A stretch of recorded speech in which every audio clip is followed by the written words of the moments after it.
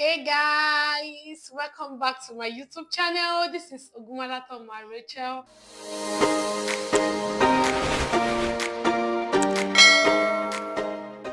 So in one of my videos I posted in time past, I spoke about what the most important um, person that is,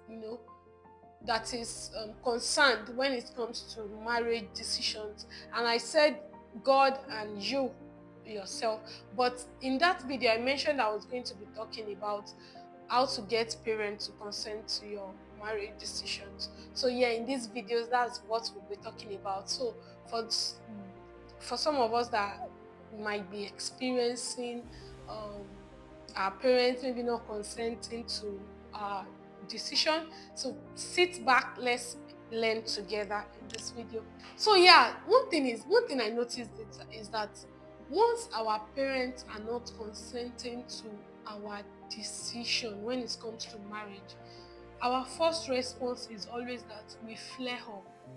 We always want to make them see that it is about us. Ṣáwọn ló fẹ́ bá mi gbé bẹ́ẹ̀ ni? For those people, for those that doesn't understand Yoruba, it's like, are you the one that would live there with me or something? We are always, quick to, flaring up, being stubborn and all.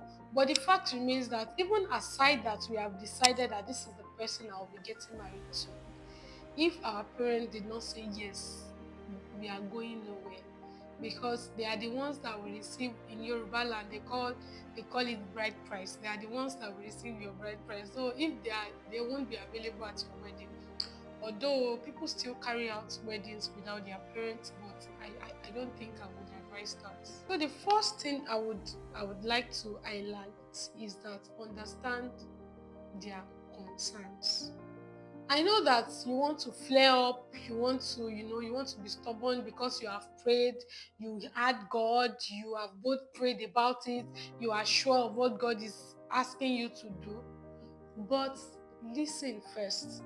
At least hear their opinion.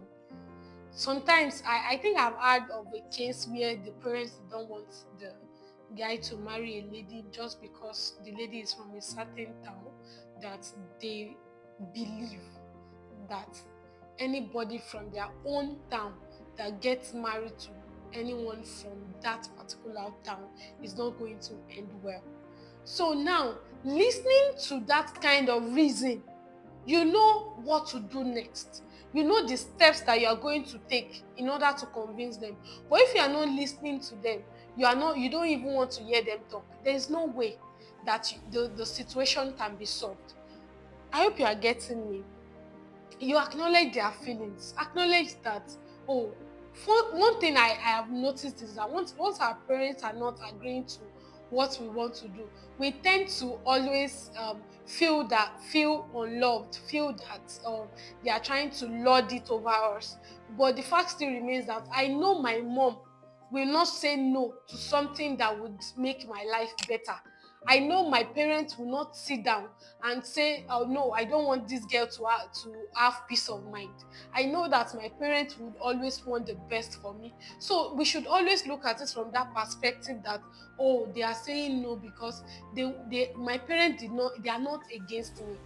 So if you know that your parents are not against you, then you are able to sit down and think about it properly, and also sit down with them and think about it to the left, think about it to the right. Sometimes I feel like if our parents are saying no to our marriage decision, is an indicator for us to just pray over it again. I have seen people praying over it again, and without any form of meeting, without any form of struggle, their parent just calls them, and I still read a testimony like that today. Their parent just calls them and say, oh, we have agreed, let's pick the date and let's go ahead with it. So it's just an indicator for us to know, to think over it again, pray over it again. And the next thing I would be saying is that, if you listen to their opinion, you listen to the reason why they are saying no, you are able to offer solutions. You are able to think, you know, you are able to offer solutions and say, oh, if you are saying that I should not marry from this particular tribe, you're able to give them reason why the person that you are going into marriage with is different from because the fact remains that our parents will always give us examples why, oh, this so person you can see married from this particular tribe, and you see the way it ended. They will give us at least three examples, and the fact is they believe that examples don't lie. So it is you now coming with something that is more strong than what they have seen physically. I will congratulate you if your parents are Christians, because if they are Christians, you are able to, present to them your conviction and tell them to pray about it.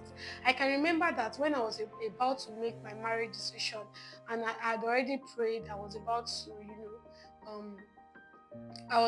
to, give my response to my partner, and I told my mom about it. My mom wanted a particular person. So my mom was like, oh, why not wait? Why not uh, pray about it more? I said, Mom, I've prayed and this is what I'm going with. And you know what?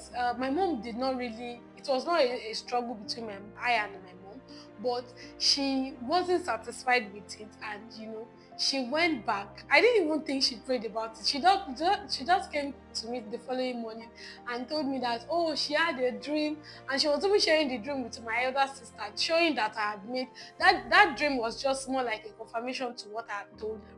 And that is how it works. If your parents are Christians, just present them with your convictions, ask them to pray about it again. And I would say again that, if your parents are not consenting to your marriage decision, is an indicator for you to pray over it again. You can also take some time to pray over it, and I am sure that there is going to be a solution at the end of the day.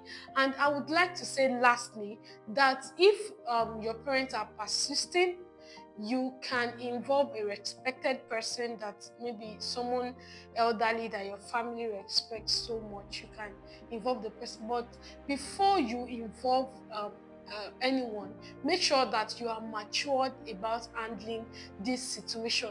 Don't go about crying, not eating at home, keeping malice with your parents. It won't work that way. And that is the truth. It won't work that way. So make sure that you handle this situation with maturity. Make sure that you are not just sobbing everywhere. You are, so far that you have prayed to God about it and you are sure that God is the one leading you. God is not an author of confusion. That is what I am certain of. So if God is definitely telling you to go into this, it would surely clear off any obstacles. So make sure that you rely on God, and also it's not a crime to involve a respected person, an elderly respected person that your family respect so much. And I'm sure that this is going to be a smooth ride for you. And I hope you're able to pick one or two things from today's video. Thank you for tuning in. Thank you for staying till the end. Don't forget to subscribe if you have not, and also click on the notification bell to get notified when I upload new content. Thank you for tuning in today. See you in my next video. Bye.